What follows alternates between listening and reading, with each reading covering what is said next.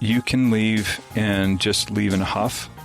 You know, my friend that left the church that I came to take over, I talked to someone that was there when he preached his last sermon. He preached a message out of the King James, prayed, said amen, walked down from the pulpit, walked out the front door, got in a U-Haul truck, and drove his family back to where they had come from originally, and didn't say a word to anyone, and left a gaping wound. Now, he had been abused. He had suffered massive trauma that had not been addressed for years. And luckily, he found some good help and got good counsel. And we followed up since then. And he's a good man.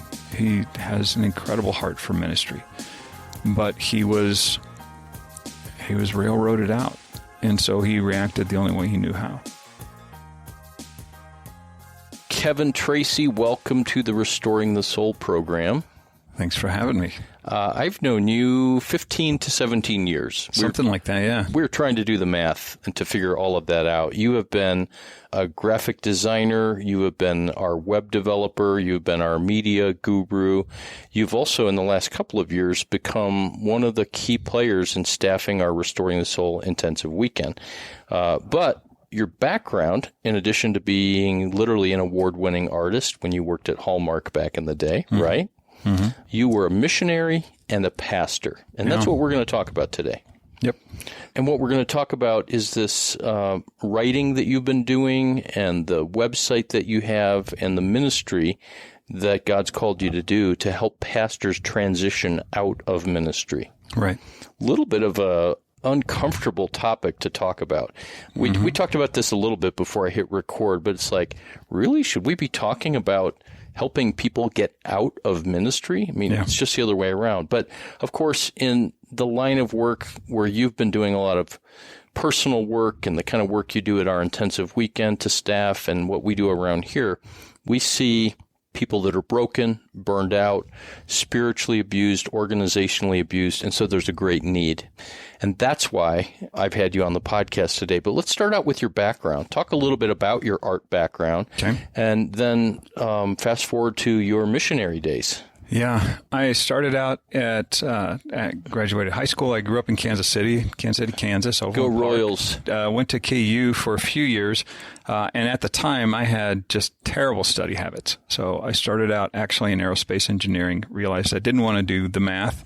I enjoyed it, but I didn't love it like I needed to make it a living. So I switched over to design, actually starting in illustration, and did well, but I was a terrible student at the time. And I had a note from my teacher telling me after my third semester in art that I should probably think of another line of work. And it was one of those things where it was the kick in the pants that I needed to kind of get my act in order. So I took a year off. I worked at Streetside Records and took a year off to figure out what I wanted to do, and switched over to the Kansas City Art Institute, was accepted, and went from barely making it to straight A's. And my senior year, I was hired by Willoughby Design Firm in Kansas City, which they were doing branding for things like Einstein Bagels. In fact, the first thing I ever did on a computer for them was taking the hand-drawn Einstein Bagel logo and vectorizing it, turning it into artwork in Illustrator. Anne Willoughby was the principal, the namesake for that. Just a phenomenal teacher, incredible boss,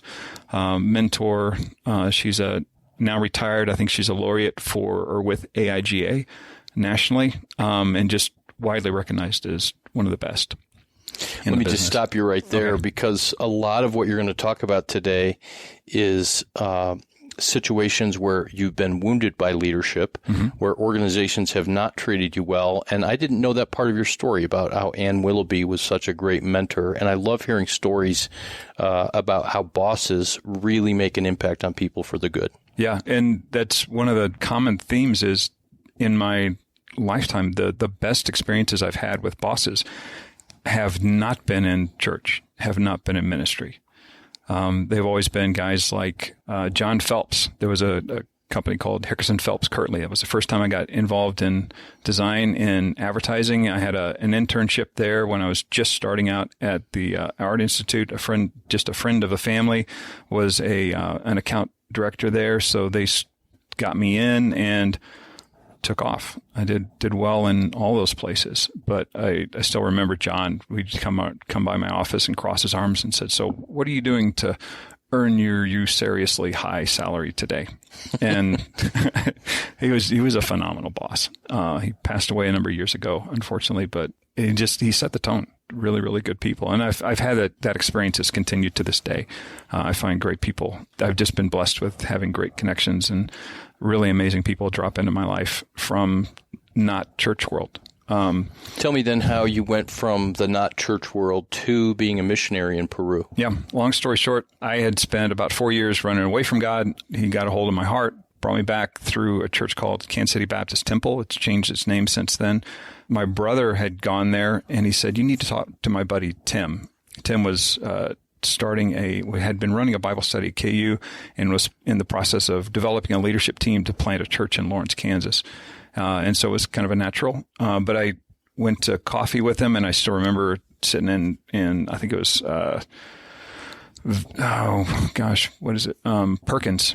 And he was late. And I said, "Gosh, not very Christian of him showing up late." But he opened the Bible and started showing me things that just made sense, that I always suspected was there, but no one had ever shown me. And I remember I left there. I stopped at Barnes & Noble on the way home and picked up a King James Bible and started reading it. And I didn't put it down for years. I read it cover to cover at least once, sometimes 2 or 3 times a year, just cranked through it again and again and again. The church, it was kind of a weird fundamental. It was more of an independent fundamental. The original guy who came out of the Baptist Bible Seminary in Springfield, lots of roots in the deep, fundy South movement. And I dove into everything. They had a discipleship course, so I did that. They had a discipleship too, so I did that while I was still finishing up the first round. And then they had an accredited but on-site seminary called Shepherd School. It's a 4-year school. It was accredited through Trinity in St. Louis. And I jumped into that. And while I was there, I met Cindy, who became my wife, and she was kind of the head cheerleader of the church. Everybody loved her. And some of the guys said, "Gosh, if you're good enough for her, then we want you on our preaching circuit." And they had a preaching circuit where all these churches around the Midwest that couldn't afford a pastor would just let them know, "Hey, can you send somebody to preach?" And every Saturday we'd leave, drive 3, 4, 5, 6 hours to Kansas, Iowa, Arkansas, all over the place, little bitty churches, and fill the pulpit. That's how I cut my teeth on preaching. You were literally a circuit preacher. I was literally a circuit writer, yeah. I have a picture of George Whitfield on a horse. Yeah. There's like visiting churches out in Iowa. There's an interesting, I don't know if it's still there, but there's a McDonald's. I think it's on Highway 76 where it crosses 35.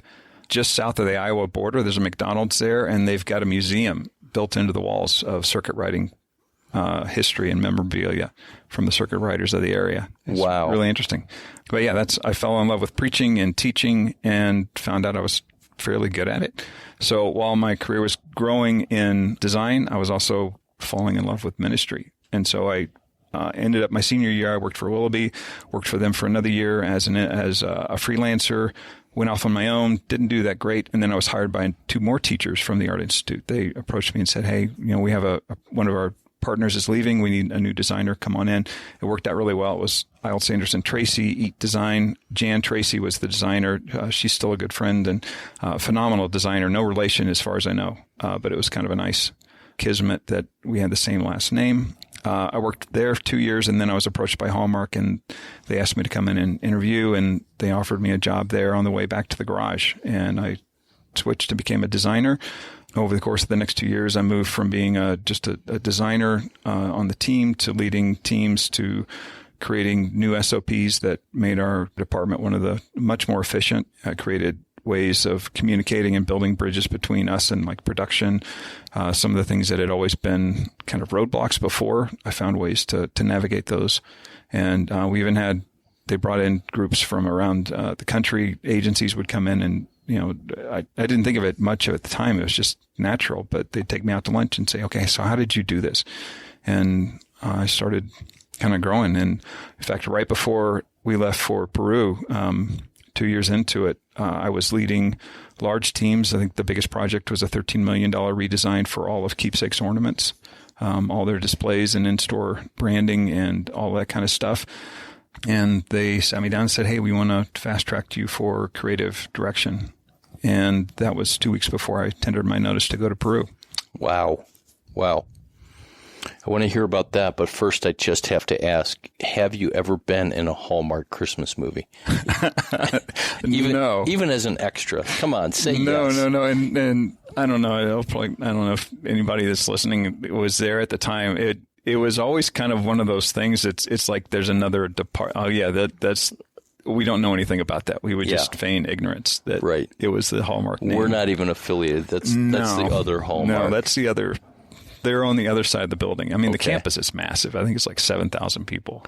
I'm fascinated with Hallmark movies, partly because I have 2 women living in our home at this time who you know. But I read an article in the New Yorker. It was a feature piece. It was like 15,000 words. And they film all those in the summer. Mm-hmm. And it talked about what they do with the fake snow and the putting up the lights. And it's just fascinating. Yeah. And I love a good Hallmark movie. That's a piece of information that Restoring the Soul podcast listeners may not have guessed. So I've actually never seen a Hallmark movie. Oh, wow. You are missing out. So you tendered your resignation. You head to Peru, and you were there with your family. And what did you do in Peru? 6.5 years. Habla español? Un poco, yeah.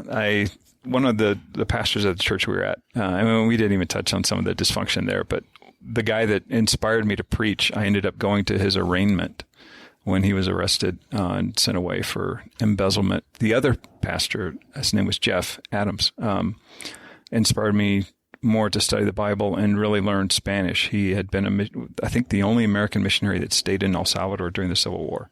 And later I found out secondhand that he was able to work through some very repressed trauma that he had picked up that had affected the way he treated us. Just unbeknownst to him, he didn't know how to process it. But we went down. I went down. I wanted to be the best missionary our church had ever sent, and so I learned Spanish. I wanted to get perfect. Got to where I talked to a guy in Colombia one time. He came up after I got done teaching and said, "Hey," introduced himself as a locution tutor for newscasters. And Colombia puts more. It's kind of like the Midwest or the upper Midwest for newscasters. It's just got a very clean... Someone who talks a little bit like this, saying at 5 p.m. we're coming up with the news, but the Colombian version of it. Exactly. The Juan Valdez of Peter Jennings and Ted Koppel. And they've just got a great accent. And I apologized right away. I said, I'm so sorry I subjected your ears to my Spanish. And he said, no. I said, I wanted to compliment you. You're about 95% perfect. So I don't know if he was being generous or not. I took it for... I've heard you speak Spanish before, and it sounds completely legit to me, so I'm not surprised. Yeah, it's been 15, 16 years, so I'm very, very rusty now. So I'd love to have a conversation more about Peru, but you came back, you were involved in pastoring in a couple different roles at a couple different churches, and this is where this idea of holy handcuffs, how all this played out, was really born there. Give me a summary of your time in churches and specifically how you experienced some pain and trauma. It actually started while we were in Peru.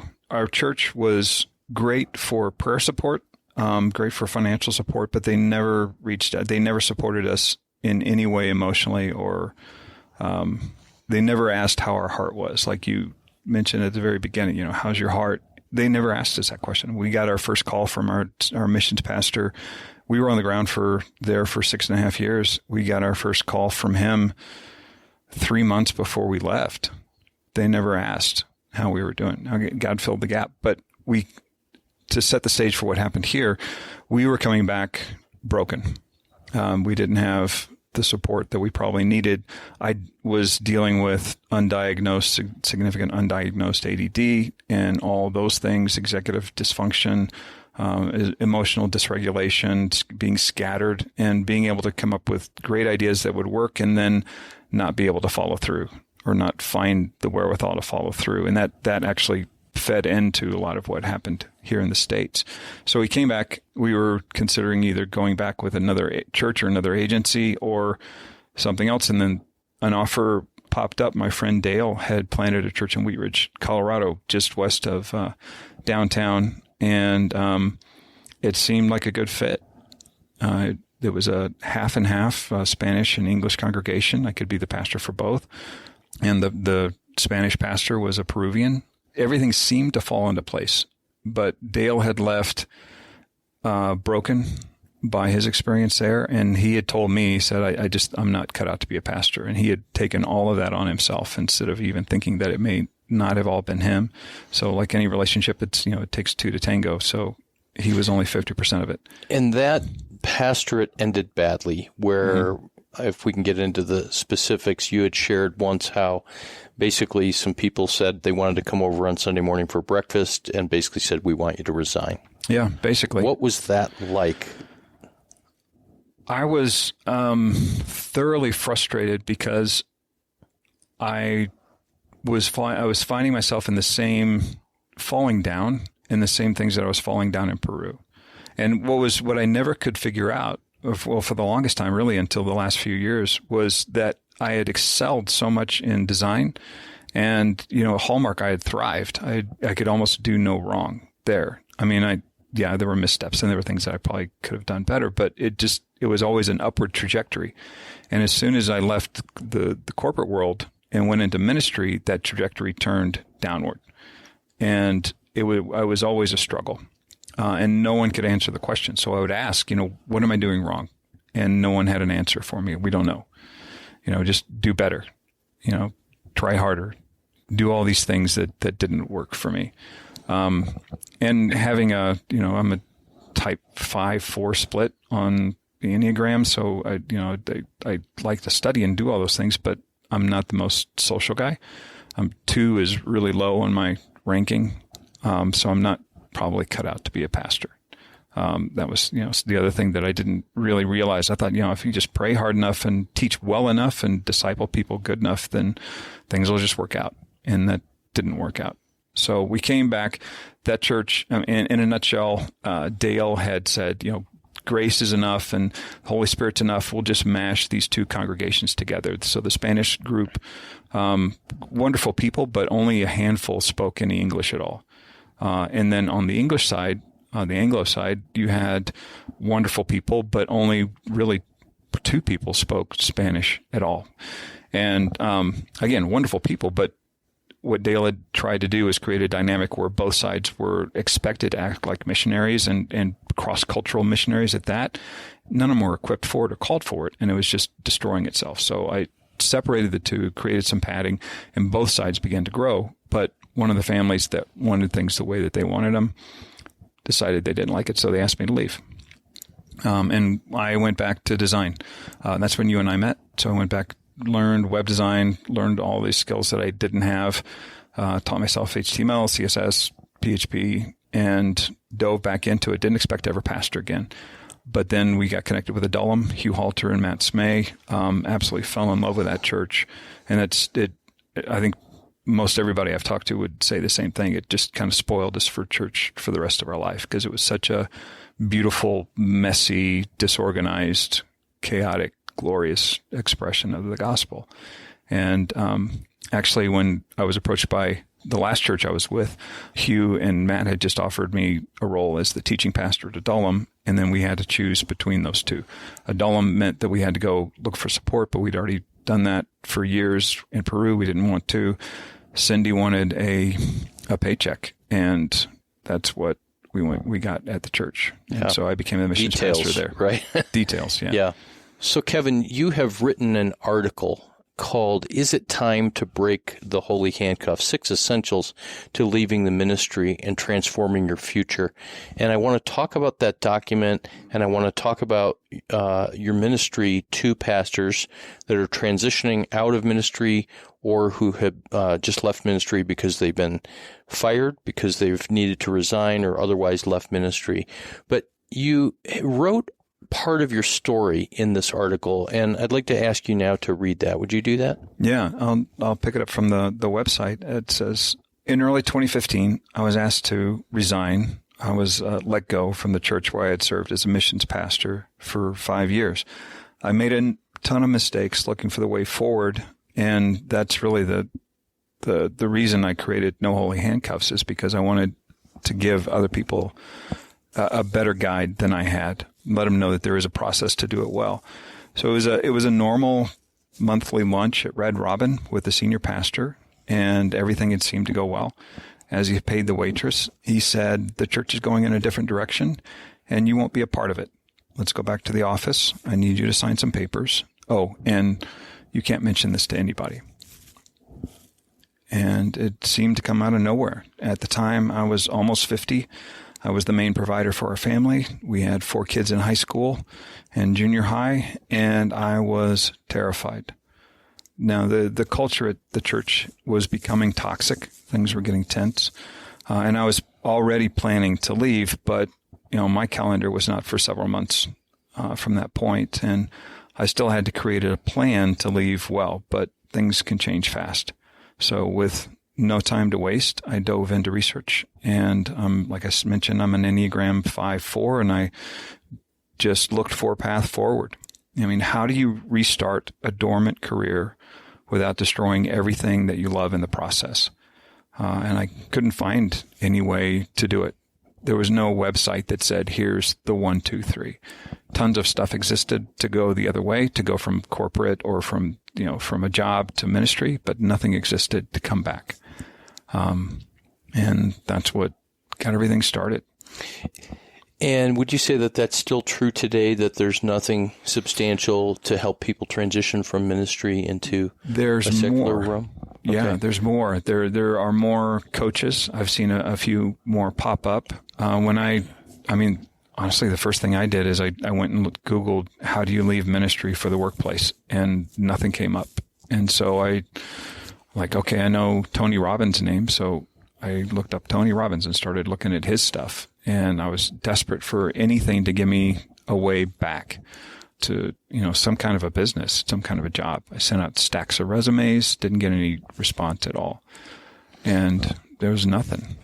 You've discovered and put together 6 essentials for people that are leaving the ministry or transitioning out of ministry and who want to create a different future than being a professional religious person. And there's different questions around this, but let's talk about those 6 essentials. Yeah, I actually mapped out No Holy Handcuffs or Breaking Holy Handcuffs 7 years ago when I left. It stayed on 7 Post-it notes that were stuck on the wall next to my computer for all that time. And I prayed about it, and I thought, like you mentioned earlier, it feels taboo to talk about it, but I always knew that it always felt deep inside that there was something right about it.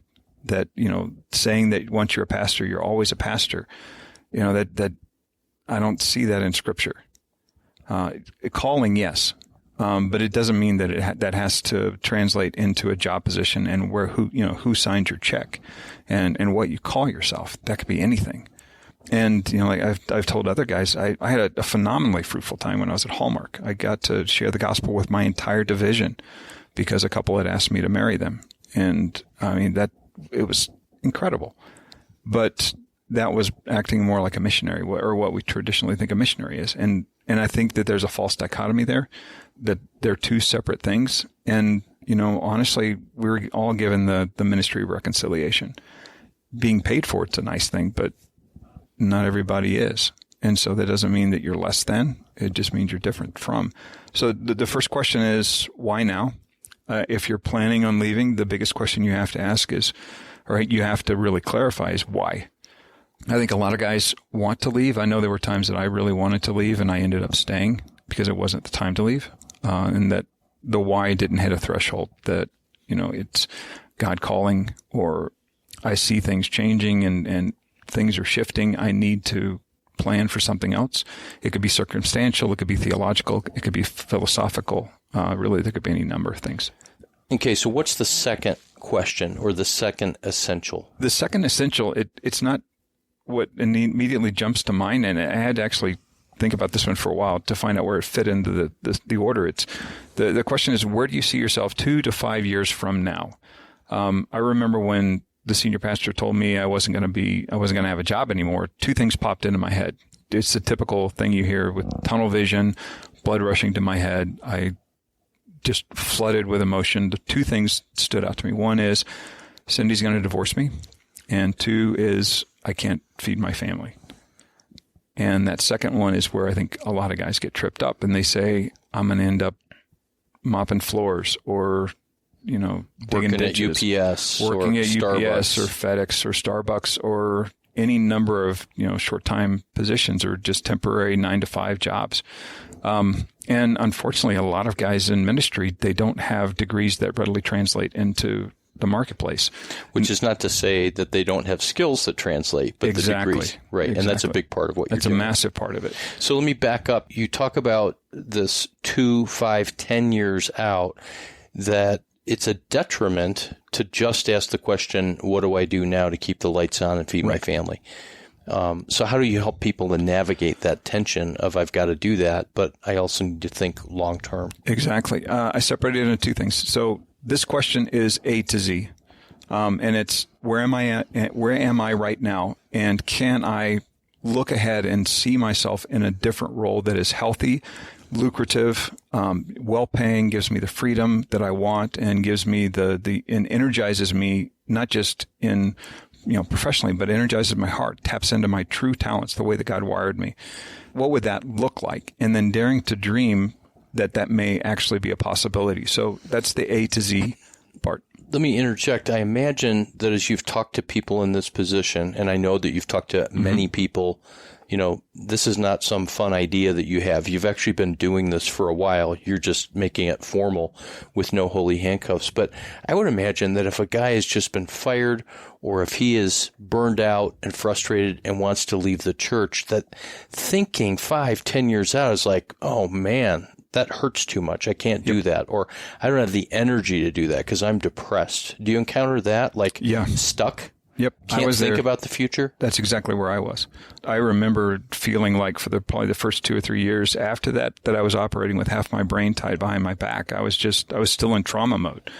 I was doing triage on myself and trying to figure out what happened. And I could not see beyond the next year.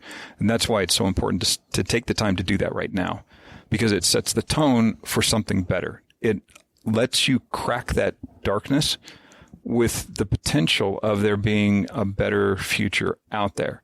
But it doesn't give you the false hope of saying, well, it's going to happen in the next 2 months, because it probably won't.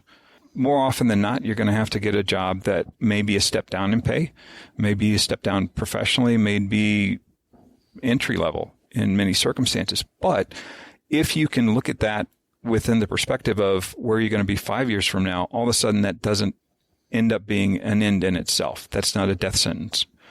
That's just the phrase that I heard is that would feel like a death sentence. Yeah, that's exactly what I felt. And this really brings up the issue that in a perfect world and a best case scenario, that anybody leaving a church position who's been there serving for a while, just in the role of a caregiver, that you need counseling, therapy, some kind of support.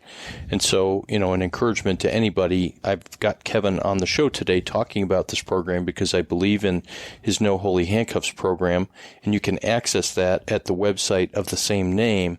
But also, you need soul care. And I'm just saying that because I've been in ministry for 30 plus years, and do not underestimate the pain, the trauma, and if that's not dealt with, how that's going to come out sideways and how it's going to affect you, not just in the long run, but probably in the short run.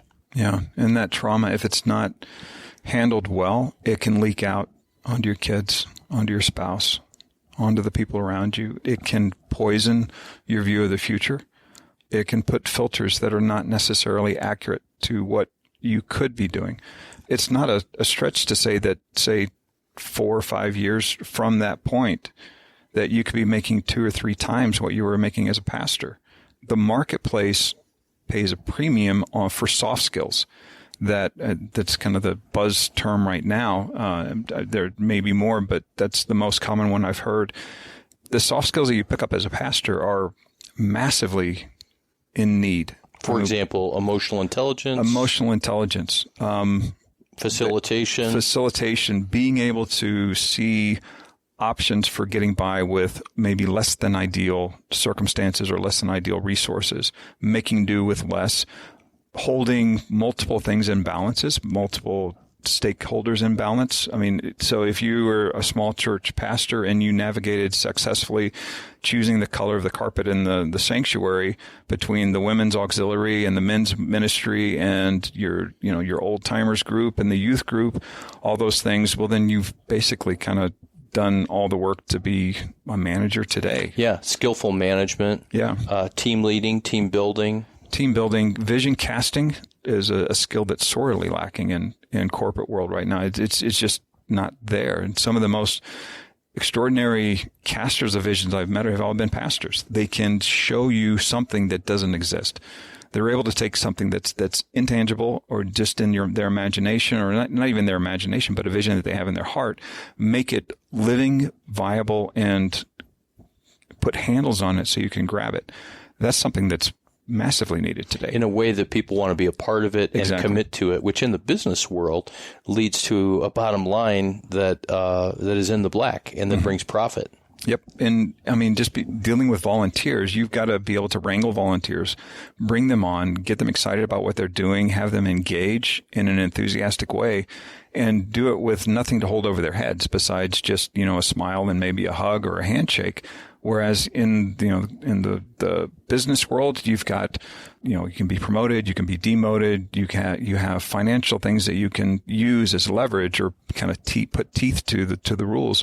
You don't have any of those things, and so you've got to develop skill sets that don't leverage the simple tools of business and use much more intuitive and much more, emotionally keyed skill sets that just really don't happen right now. I was talking with our mutual friend Jake the other day about the lack of leadership in so many, like the Harvard Business Review just published a thing on that now. And some of those same issues, actually a pastor or a minister or somebody that led a nonprofit could step into those roles and bring an enormous amount of emotional intelligence and connectivity, wholehearted leadership where it's lacking today. And this goes without saying, but your program, No Holy Handcuffs, is you sit down with people and help them to identify and see these kinds of soft skills and other skills. So it's not just a matter of making a list of, well, here's all the jobs I could do, like what we said earlier. Because the joke was when I was working with Young Life, it was like you can work with Young Life or you can sell insurance. Because people were so relational, and you'd go into a high school and literally make friends and have to every week say, I met this many kids. And I don't know if this is anecdotal, but it was told that there was an insurance company where a former pastor started it, decades and decades ago. I think this is probably back in the 50s or 60s. And he started what became a nationally successful insurance company. And when he hired people, he would send them to the local high school, and they'd have to get the names of 10 kids that they met before they could sell insurance. And that's a good kind of reverse kind of thing where there's somebody who, if they're relational, there's people that would be terrified to go into a high school and meet kids, especially today. But if you can do that, it sure says a lot about cold calling and sitting down with people. Absolutely. And that kind of thing. Absolutely. So there's another question. What's the next question? When do you plan to leave? So that last question was the A to Z, and it opens up the door to be able to dream. And I think it's Tony Robbins. Other people said it, but I just remember him saying is that most people overestimate what they can do in 1 year and massively underestimate what they can do in a decade. And so it taps into that potential and just realizing that if you build up momentum over time, you can do incredible things. So the next thing backs that up saying, letting fear and urgency make decisions. Forcing or allowing yourself to either pull the trigger too quickly to leave, or compromising what could be a pathway to a larger position or a bigger future for just doing something, whatever you can do right now. It's looking at it through the lens of what can I do? What do I need to do? We bring assessments online.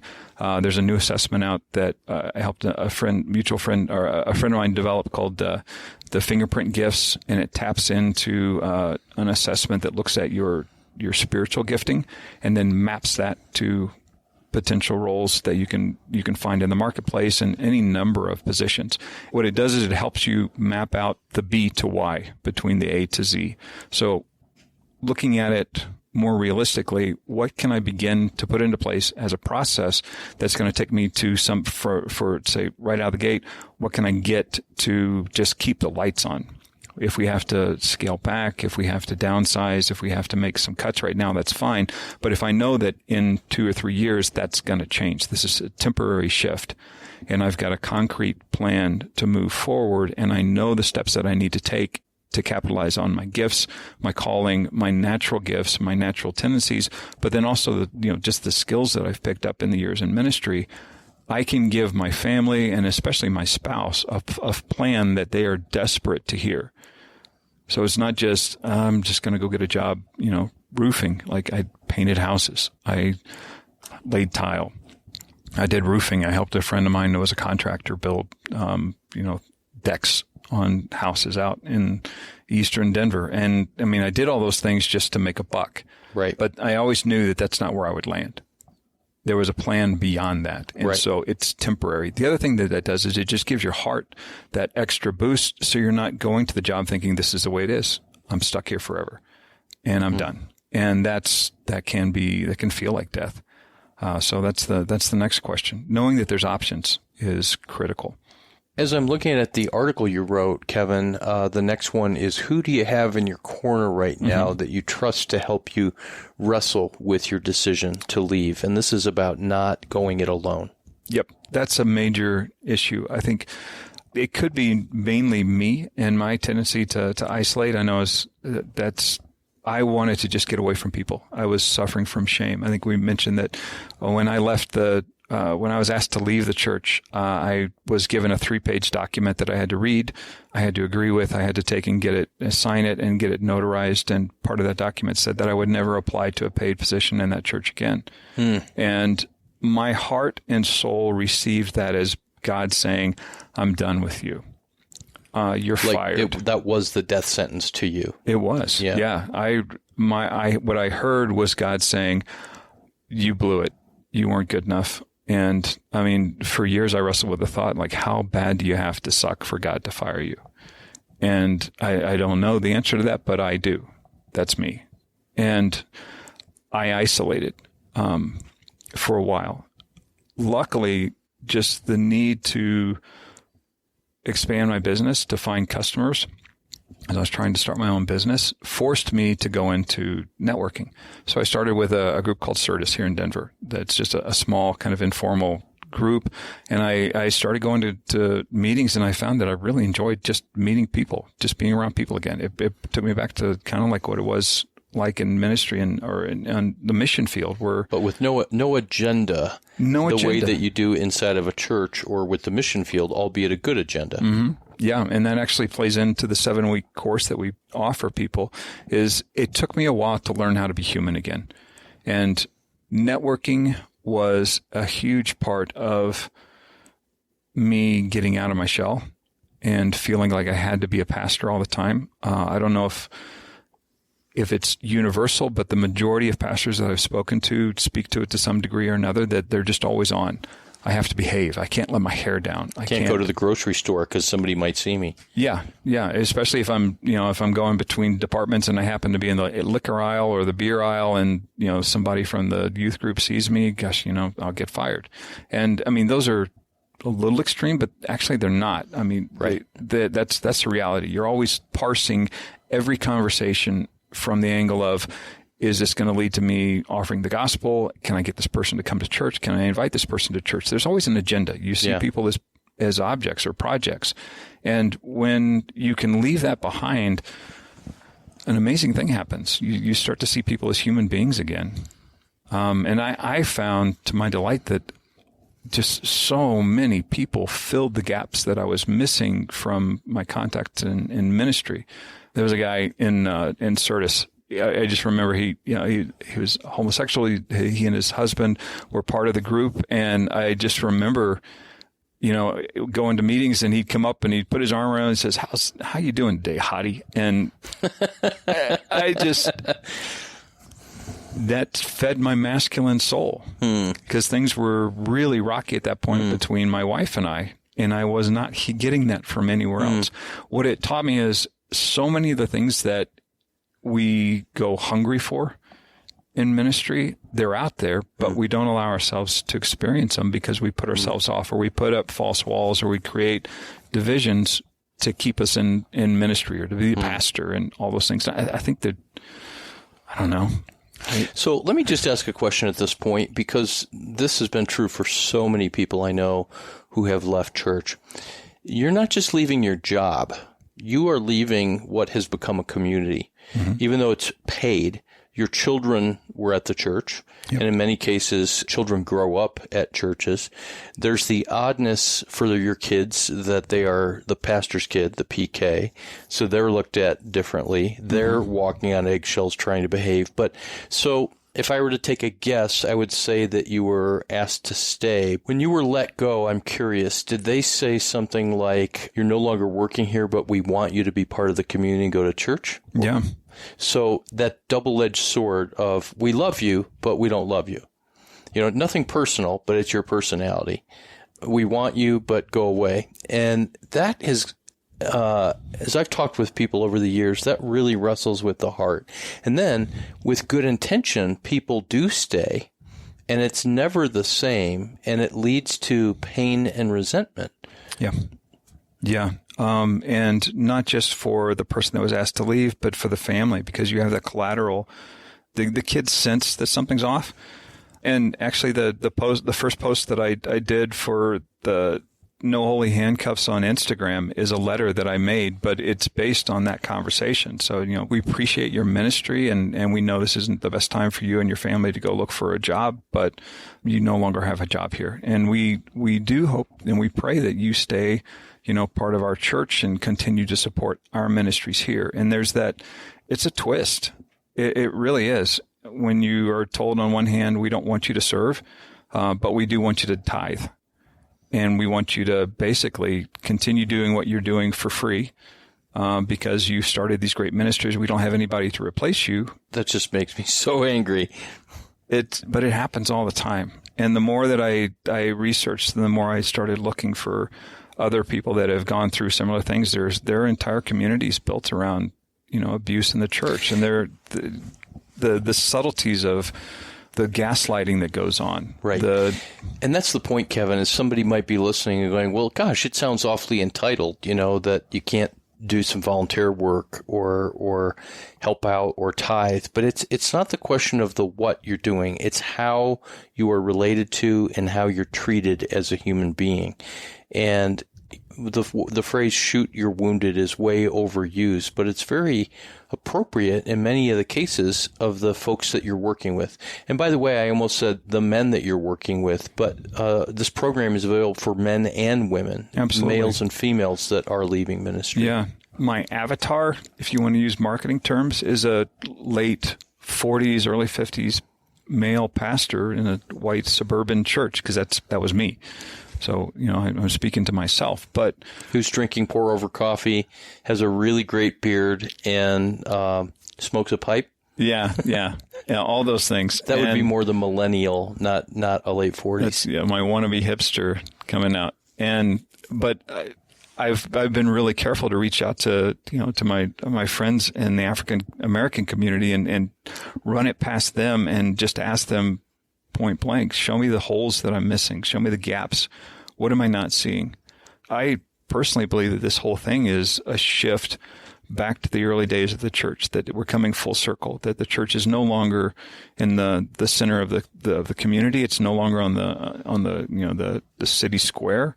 It's on the edges, the way it was in the book of Acts, when Paul and Peter and the apostles were going out, and there was always, they had to win the right to speak to people instead of just expecting them to show up in church and then hear the gospel and, you know, repent and believe and tie a bow on it and be good Christians from that point on.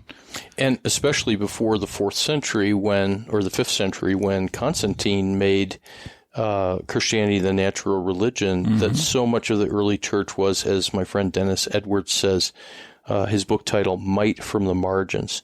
So it's not just on the edges in terms of not at the center of a community, but it's the people. It's the people that are oppressed, powerless. And that's what's so powerful about what you're doing is that No Holy Handcuffs has really emerged out of this wound and out of your painful experience. And whenever anything grows out of pain and brokenness and woundedness, it's always really powerful. And that's why I want to support you in any way I can. And for listeners, that's why I really want to endorse what Kevin is doing with this program, No Holy Handcuffs.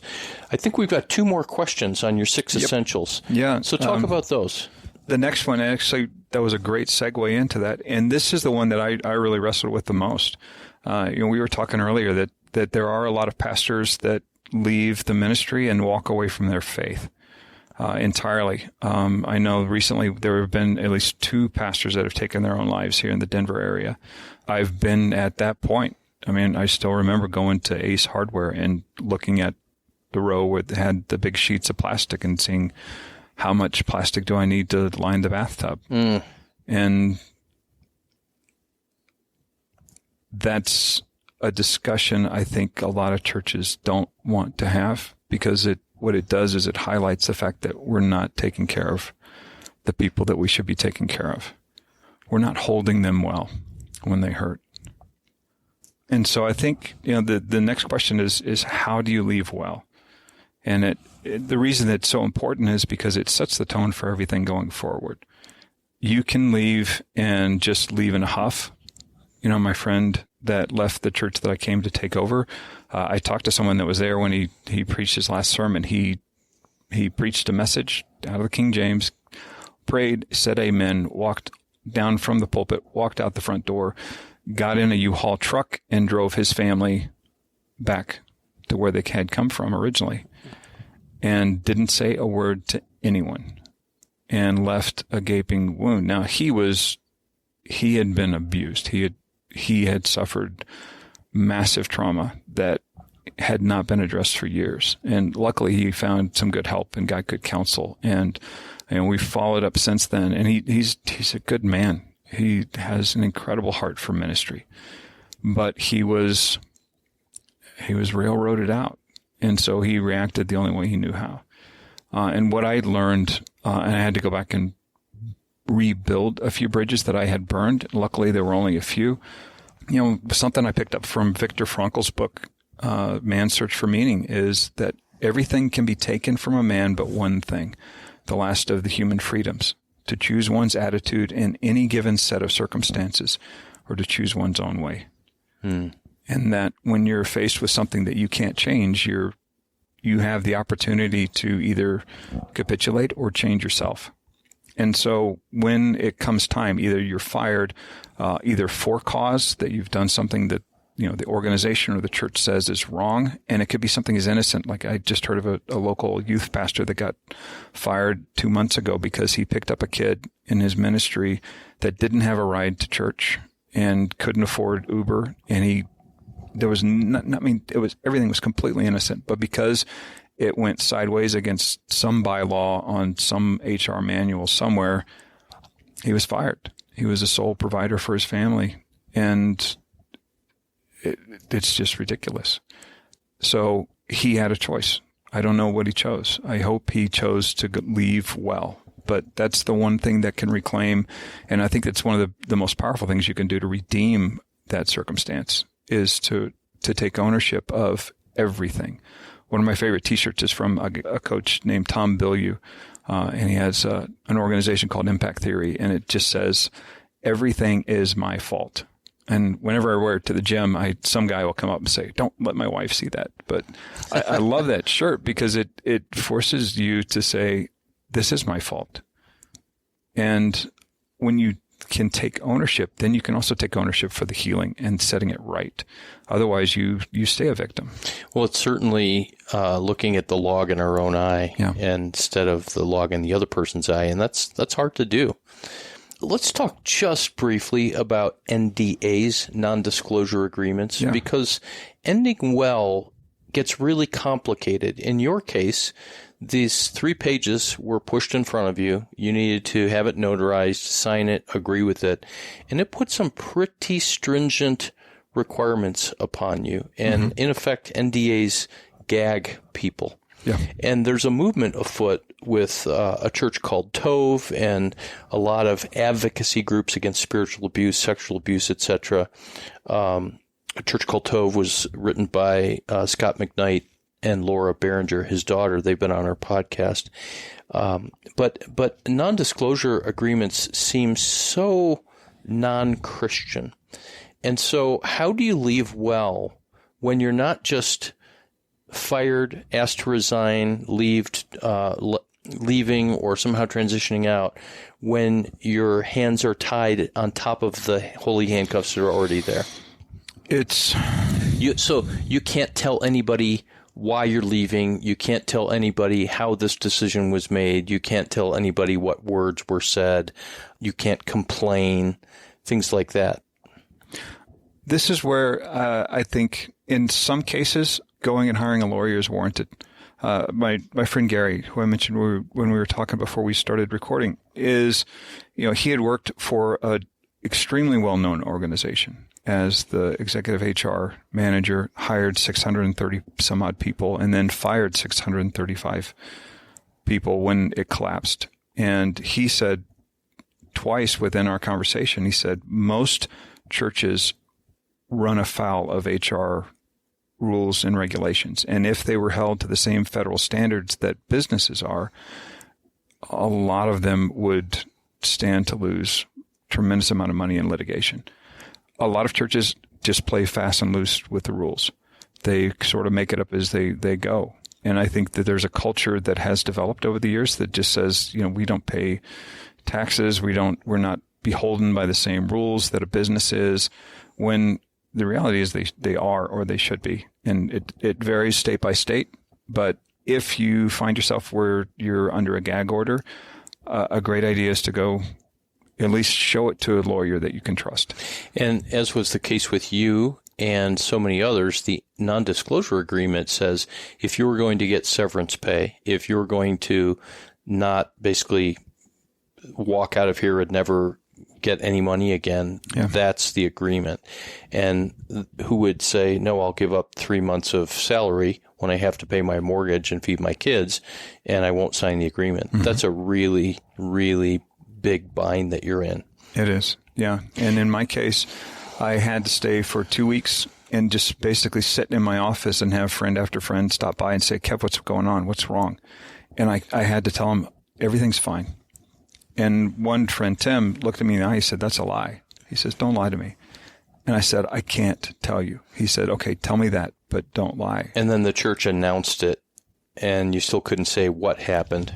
Yeah, the church announced it saying, Kevin has chosen to move on, and he's, God's made it plain that he needs to move on to another type of ministry, and we know that he's going to stay here in the church, and going to, continue, and we left right after I picked up the last check. And I'd like to see a survey of how many times it is said that Pastor so-and-so has decided to move on and feels called to another situation, when in fact the elders or the organization said, we no longer need you, we want you to move on, etc. I've seen that again and again, but I think that's probably the majority of the cases. Yeah, that also flows into bullying tactics. You may have heard of quiet quitting, the trend right now. There's also a quiet firing, where you have someone either who is a peer or above you begin to move things around. And I think that may have probably been the case with me as well.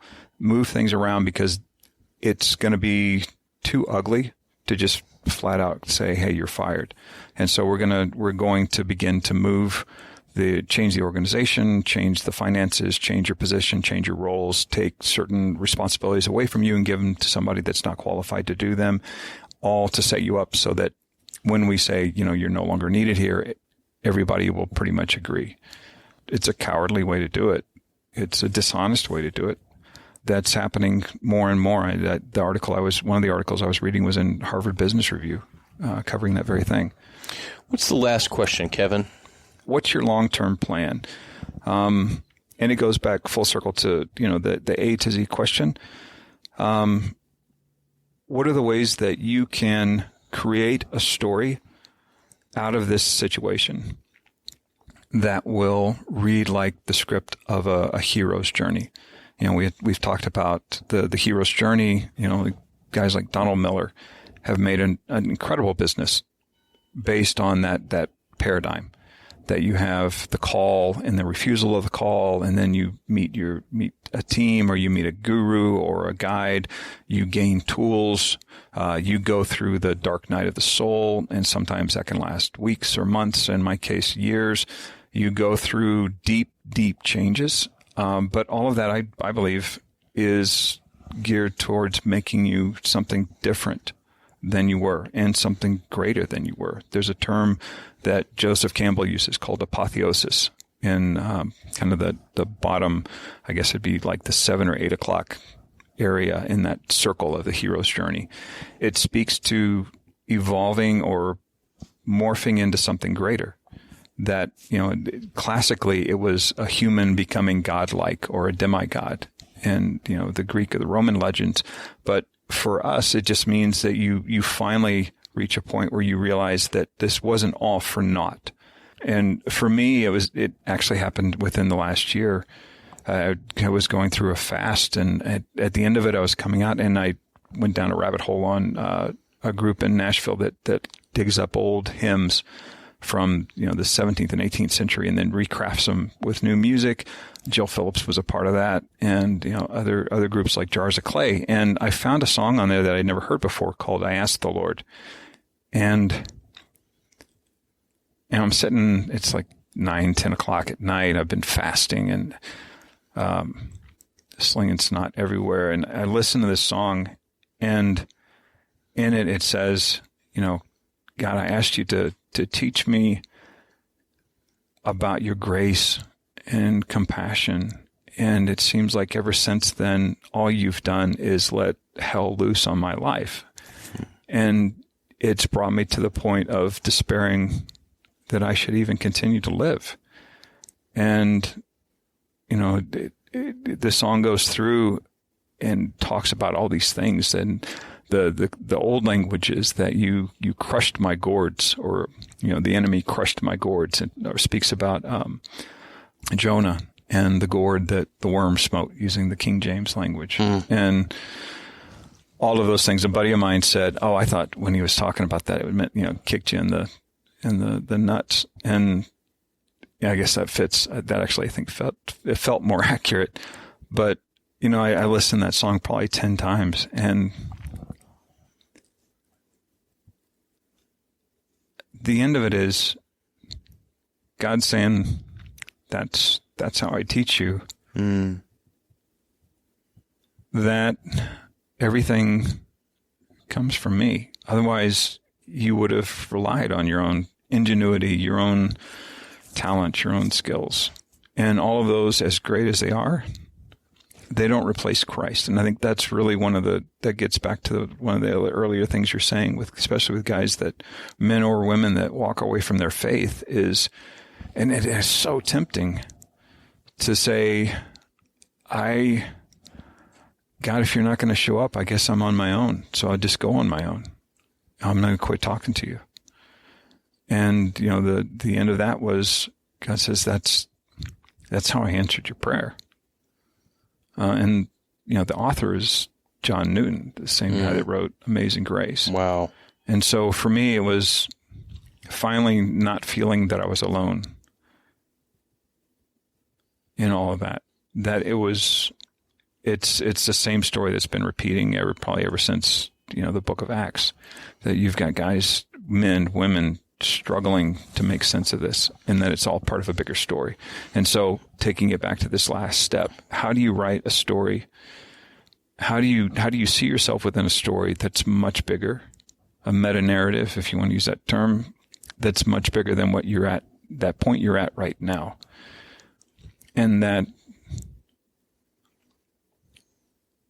there is nothing wrong with you. you're not broken. Mm.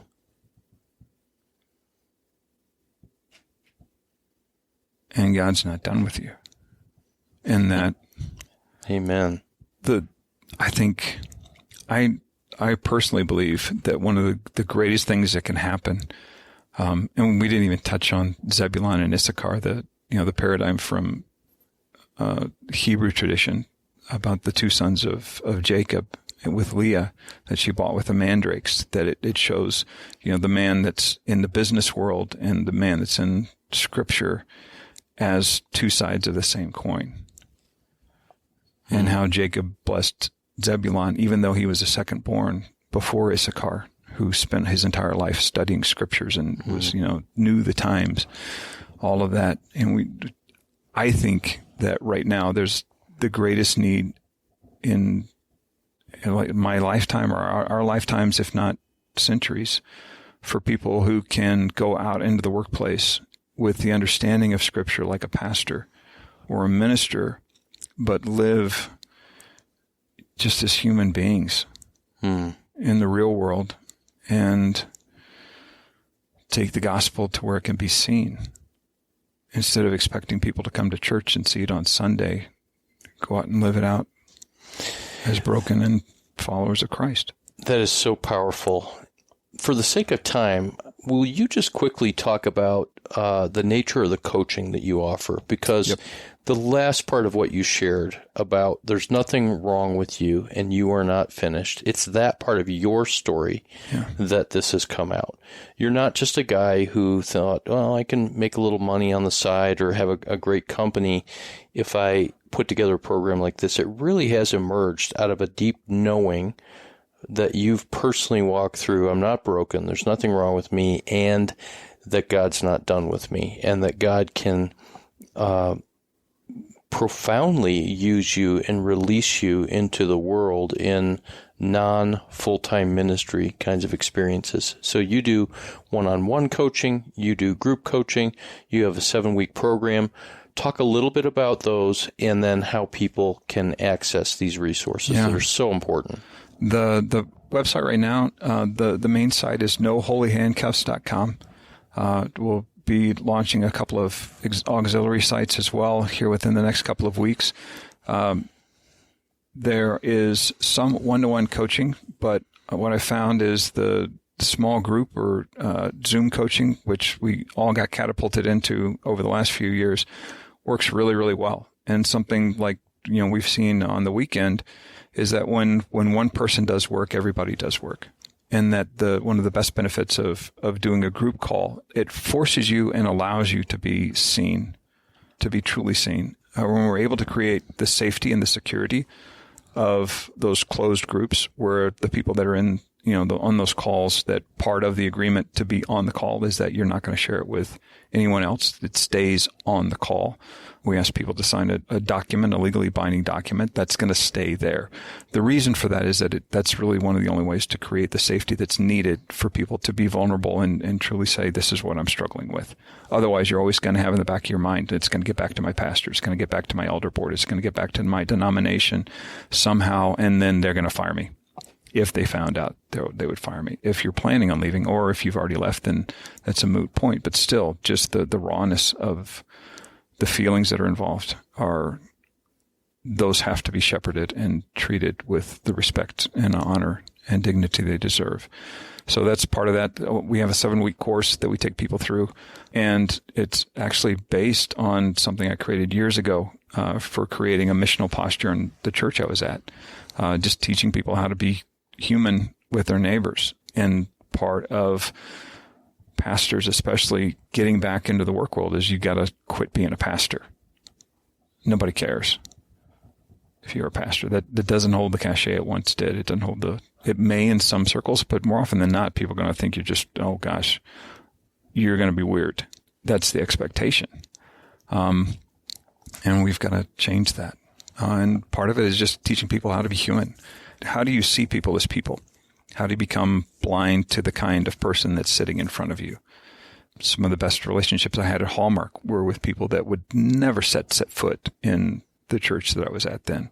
I remember one of the girls, she was over my left shoulder across the aisle in another cubicle. And she heard somehow that I went to church, and the first words out of her mouth when we met were, "I hate Baptist." That she had a couple of other words in it that I just left out. And she had grown up in Springfield, Missouri, and worked as a waitress, put herself through school, and had so many pastoral candidates leave tracts instead of tips that she's like, I want nothing to do with a God like that. It took 2 years to where we can actually have a conversation about the real Christ and the real Jesus. And,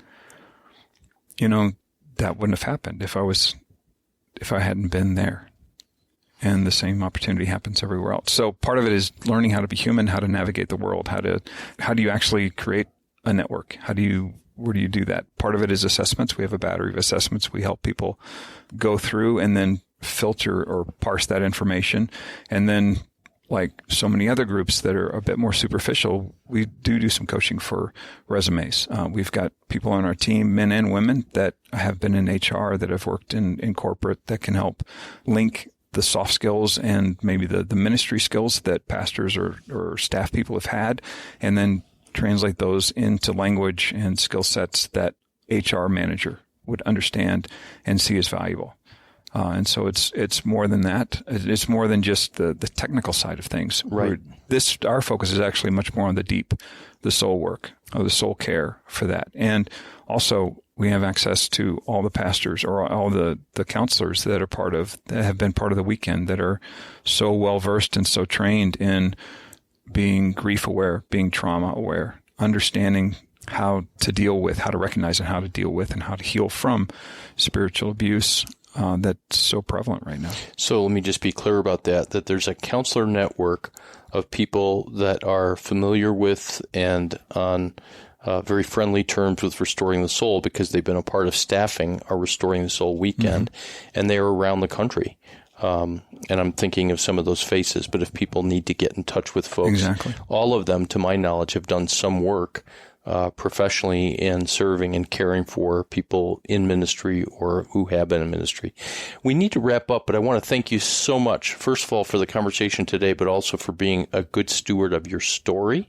I'm fond of saying that just as we're called to steward our finances, we're also called to steward our brokenness, and No Holy Handcuffs has really grown in the soil of your brokenness, and I'm just grateful, and I can't wait for, even if it's one person who is in the holy handcuffs and feels called to leave because God's actually wooing them somewhere else, I can't wait for that one person to find out about this, and hopefully so many more. So, Kevin Tracy, thank you so much. Thank you. So we've wrapped up another episode of Restoring the Soul. We want you to know that Restoring the Soul is so much more than a podcast. In fact, the heart of what we have done for nearly 20 years is intensive counseling. When you can't wait months or years to get out of the rut you're in, our intensive counseling programs in Colorado allow you to experience deep change in half-day blocks over 2 weeks. To learn more, visit restoringthesoul.com. That's restoringthesoul.com.